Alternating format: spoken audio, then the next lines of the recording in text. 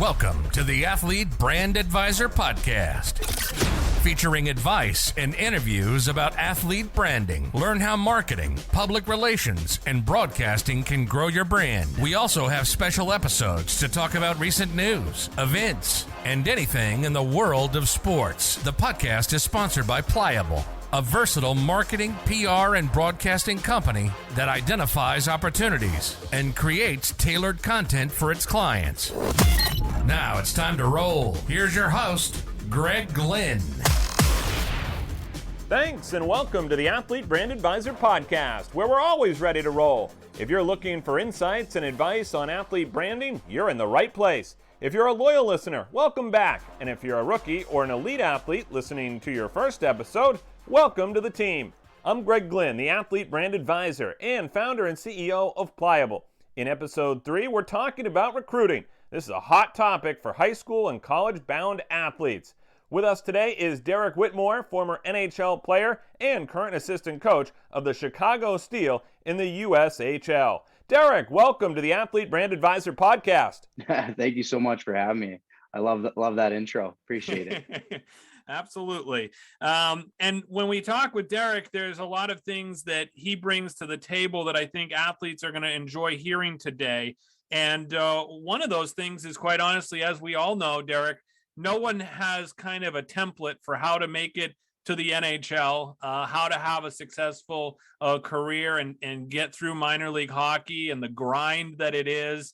I remember when we were in the Portland Pirates organization together, you always struck me as someone who was very dedicated and also committed and smart about your process and your procedure. And I think it's something that a lot of athletes could benefit from. So let's talk about your path. Let's dive in on how you got started, even going back as a young kid.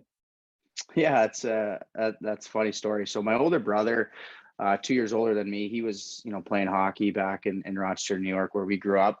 And I think I went to his practice or something one day. I want to say I was about 2 years old. I don't have much recollection of this. I just, through my parents and what they've told me. But I guess I threw a really big temper tantrum when I wasn't allowed to go on the ice and be with my older brother. So this lady told my mom, she's like, if I find a pair of skates that'll fit Derek, will you let him skate next weekend? And my mom was like, yeah, sure, I guess so. And, sure enough, we go back the following weekend and I had a pair of skates and I have no idea if they fit me or not, but I didn't really care. I was on the ice, trying to rip around, and that's kind of, where I fell in love with the game and grew up playing my minor hockey all through, the Rochester Americans, youth organization. And then, by the time I was junior in high school is when I moved away from home for the first year and started my junior career, which, found myself playing in Butte, Montana. So as a 16-year-old kid going from Rochester, New York, all the way out to Montana, you can imagine what the thought process was behind that. But I feel like at that point in my hockey career, I needed to get out of the high school hockey area. In Rochester, the midget program. And, I was lucky enough to land on a junior team and played for a coach that gave me a lot of opportunity to develop as a young kid, as a 16, 17-year-old.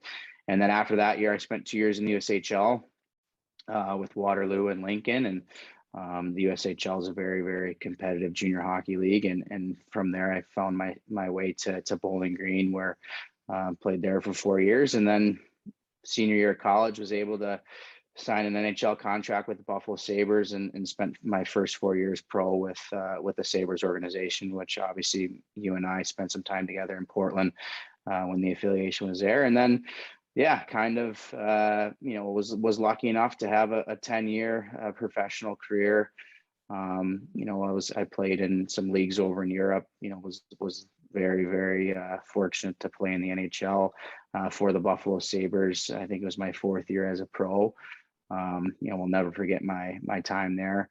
And then, 2018 came back to North America and spent the season in Reading in the ECHL as like a player coach. I was the captain of the team.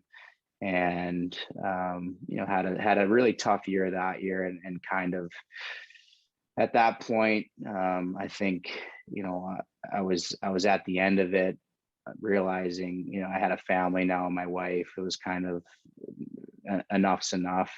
And I was able to, play that year, and not as many games as I would have liked to. And then after that season was over, tried like heck to find a job for the following year playing again, but some of the injuries I had just wouldn't allow for it. And that's when I found myself in coaching, and, officially started my post-playing career in this, the fall of 2018 with the Bowdoin women's hockey program.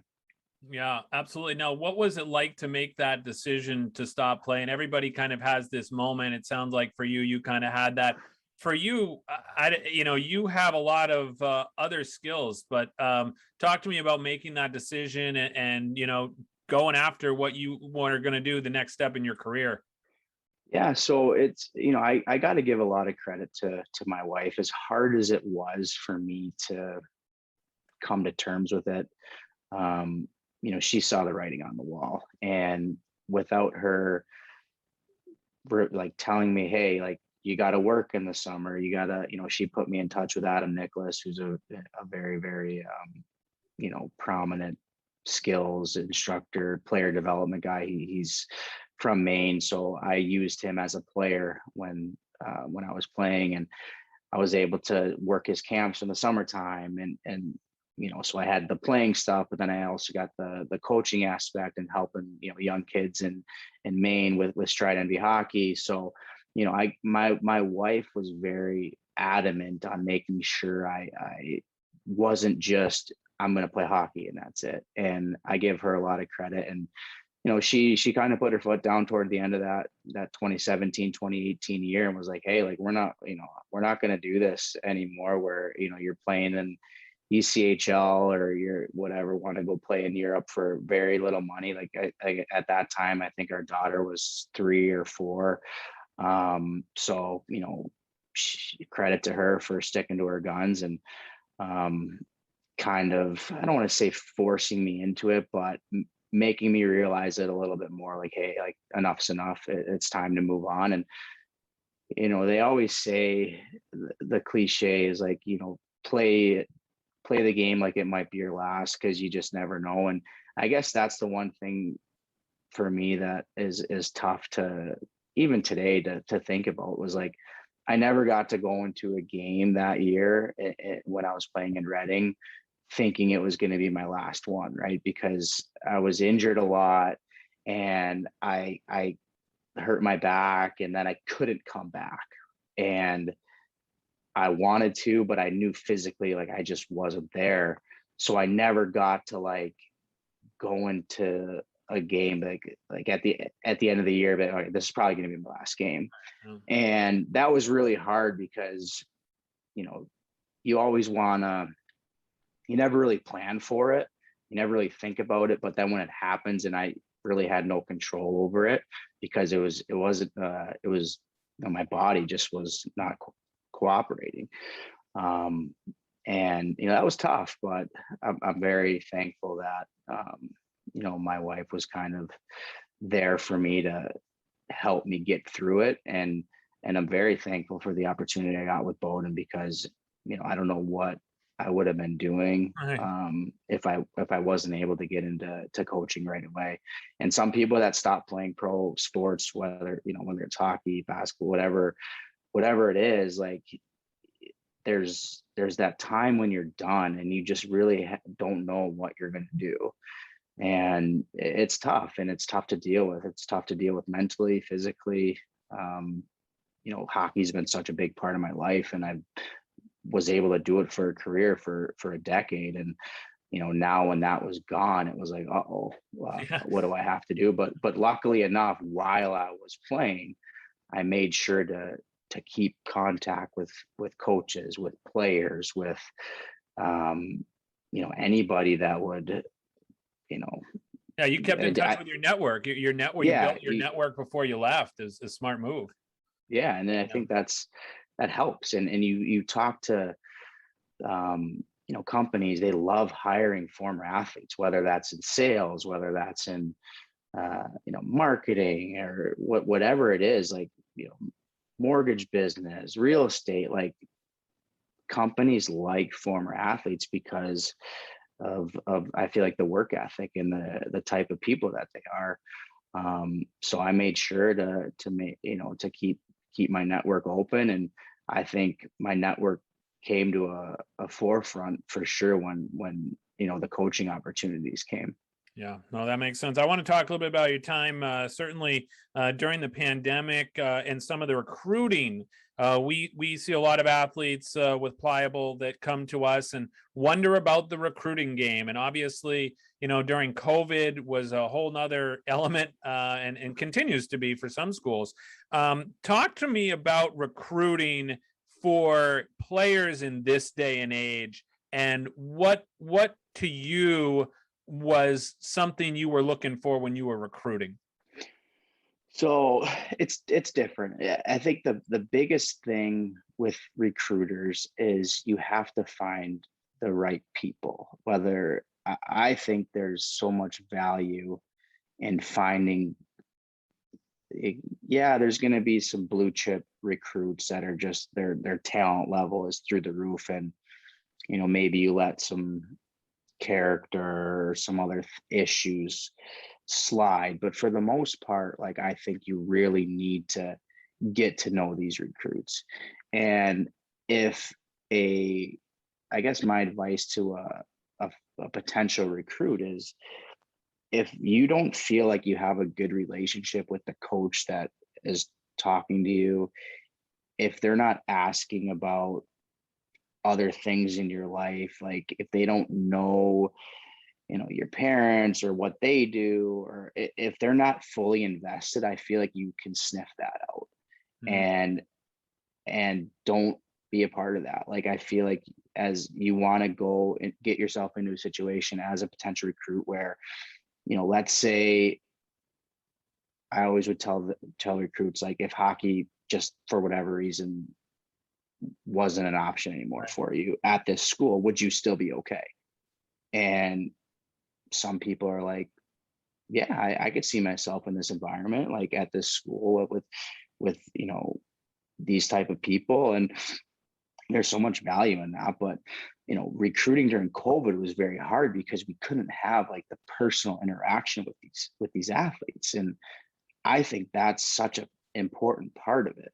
Mm-hmm. Where you can sit down and have a coffee, or really like talk to a kid after a game, or have that interaction where it's not over a computer screen and you're not having to watch video on TV or stuff like that. Like, you can actually go watch them live, and then after the game, like, talk about it. And well, that's one of the things too, I think that's different about watching people on video, is when you also can see their behavior away from the puck. That's so much of it. And so when you're just watching it through a video, screen, or they get on the bench and all of a sudden, they're throwing a little bit of a fit because, they got taken off the ice, or they didn't make a play and they break their stick, or, or it could be on the positive side. They can anticipate, where the puck's going, 60 feet away. There's elements there that I think are really kind of important to in-person recruiting. It's a lot better. And like you said, the body language, whether good or bad, the interaction with teammates, the interaction with coaches, officials, how they are talking to their teammates. Like, obviously I haven't recruited for any other sports. I can only speak to hockey, but it's really important. It's just, how do they carry themselves? Like, maybe you run into a group of players like at a hotel lobby, like you're staying at the same lobby as the team. Like, are they holding doors? Are they being polite? Like, just, you never know who's watching. And that's why I feel like, when I was a player, like, I wanted to make sure that I carried myself like a pro. And I think I did a decent job of that for the most part. And I think it's really important for these kids to act the right way. I don't want them to give up their, like, if they have a personality, like, yeah, there's time and place, but we don't need, every single person to be a robot. But I think there's a lot to the in-person side, and being able to have like a face-to-face conversation and talk to parents like physically, not just over a computer screen. And that was a big challenge during COVID for sure. Yeah, that makes sense. What kind of thinking about your career and thinking about recruiting as well? What are some camps or showcases specifically, or some advice you have for high school or kids playing junior? Where are they going to get the most exposure and the best kind of value out of trying to get recruited? Where were you always looking? So it's definitely a lot different from when I played at that level, when I was like recruit, being recruited by schools. Like I was playing in the USHL, which, I mean, if you can get into the league, there's a good chance you're going to get recruited by a Division I school. I don't know what the percentage is right now, but I mean, we've got a team of 26, maybe 27 players, and 4 of them don't have scholarships yet. Everyone else is a Division I commit. Like this league is phenomenal. But the making your district team, going to festival camp in Buffalo is always a big thing. But again, that's you have to make the team. For it's not just you pay money, you go to the showcase. It's like a national camp. So that's a good way to get looks. But again, different time, but I never really did a lot of the showcase stuff as a player. Like to be honest, I spent my summers trying to play baseball and doing that whole different sport. Like I had to get away from hockey in the summertime. I mean, again, it was a different time back then than where we're at now. But I think if it's a camp where you look and see that there's going to be some good schools that have your interest, or that you might be interested in going to, like, I mean, all these camps, they'll put out a brochure, post something on the website, like these coaches will be here, whether it's for a day or 2 days, whatever it is, like they'll run a practice here or there. If you can get to those camps, I think there's some value in that, just where you can kind of get on a radar. But if you can't, let's say you can't afford that stuff, like some of it's luck to get recruited. You have to be in the right place at the right time. But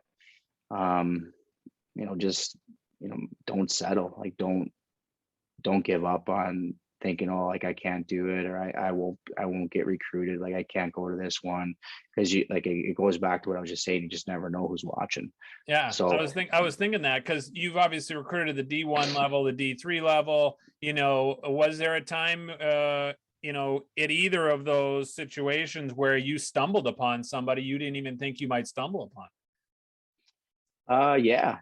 And I think that's where, again, as a recruiter, you have to, it was definitely harder at Bowdoin, because there's a specific pool, right?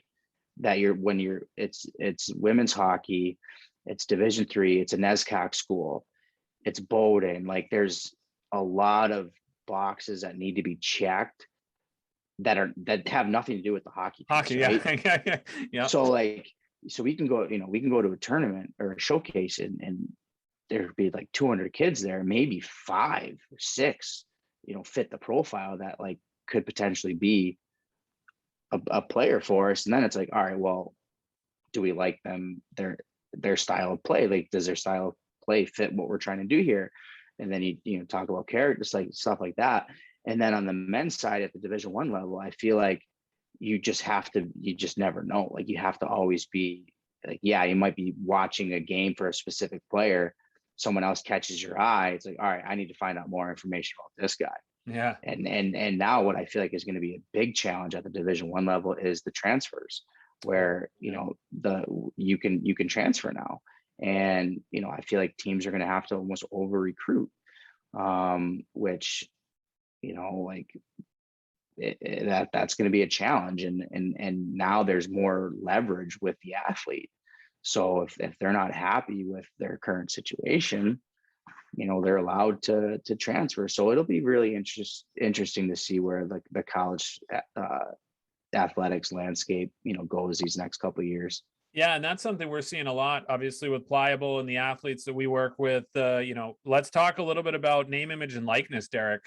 That's changed the game as well for these athletes that can now go out and, be in a commercial, get a brand ambassador deal with a phone company. There's a lot of things they can do now.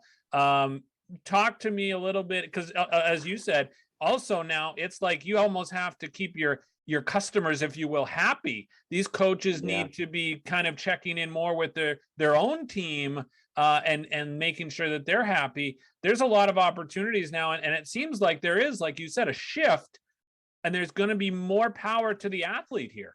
Yeah, it's like I wish I was a college athlete. In today's day and age, you maybe get a couple endorsement deals. Yeah, but no, again, it's so young, and it's such a new, I guess, area as far as where NCAA athletics are headed. So I don't really, like, I don't know. I don't know what's going to happen.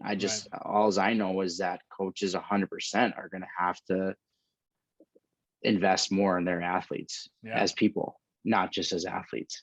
Right. It's not just enough to secure them on the team. They got to keep them happy. Yeah. I mean, that's which is it fair? Probably not, but it's what is going to happen, right? You're going to have to do it if you want to, keep your athletes happy. And I mean, it's no different in pro sports. Yeah. So that's a good point. Where, certain guys make a lot of money, and if they're not happy and, they go talk to ownership group or whatever, like, am I saying that's right? No, but that's just what goes on. So I don't think there's a way to avoid that, but I think investing more in the personal relationship with your athlete, I think, is going to help some coaches retain more kids. Yep. And then I like what you said too about some of the athletes you're working with right now, obviously with the Steel. What do you see is the biggest kind of adjustment an athlete needs to make to go to the next level? And let's use your example, obviously, with the Steel of, is it putting on more, muscle mass? Is it intelligence? Is it speed of the game and that kind of thing? What do you see as the big jump that kids need to make it from, juniors to college? I think it's a lot of the physical side, where some of these kids at the junior level have never really had a regimented training program yet, where, these kids have always just at this level, it's like, yes, some of them are still in high school, but it's hockey all the time. You go to college, like now you have to do, it's about time management, like you have to make sure you're staying on top of your studies. You have to make sure, you have to have a social life. You have to have your athletic life. You have to have your academic life. There's a lot of different moving parts, I think, at the college level, where you can't really prepare yourself too much. Like, you have to just kind of do it. I mean, you can, I guess, have, a regimented day, and, this time we practice, this time we lift, this time we, do our film session. Like, we have a pretty regimented schedule here in Chicago.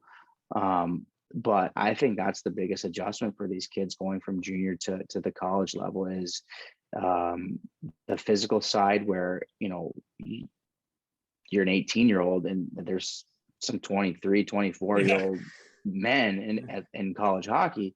Like, that's a big gap, right?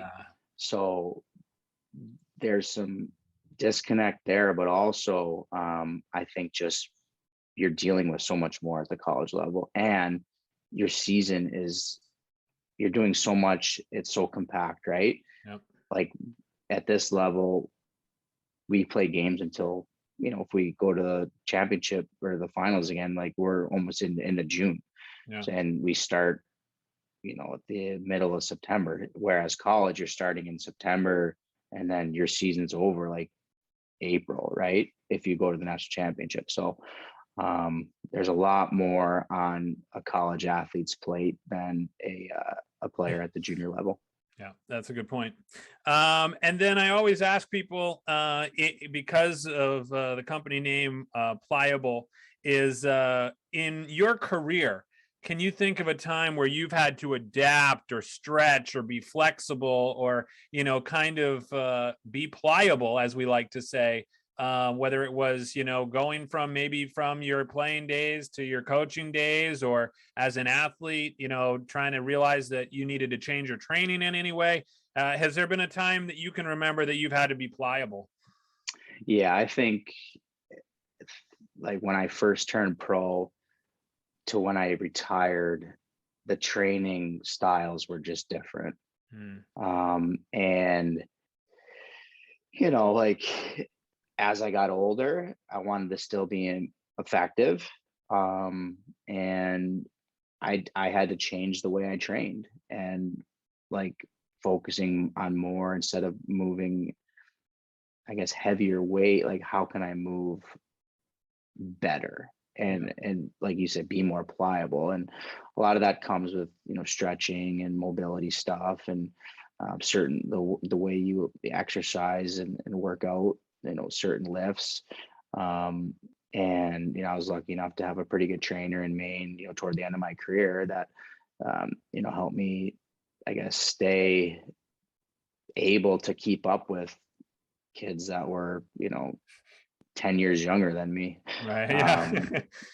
But I think that's one of the best parts about being a competitive athlete, though, is if you're not willing to adapt or change with your environment, you're just going to get rolled over. So I think you can't be so stubborn. Like, oh, this is the only way I'm going to do things. And I think you need to surround yourself with people that have that open mind, that it's not always, their way is not always the right way. So I think that's a really important piece. We've obviously got a large listenership here in Maine. Who's that trainer you're referring to, Derek?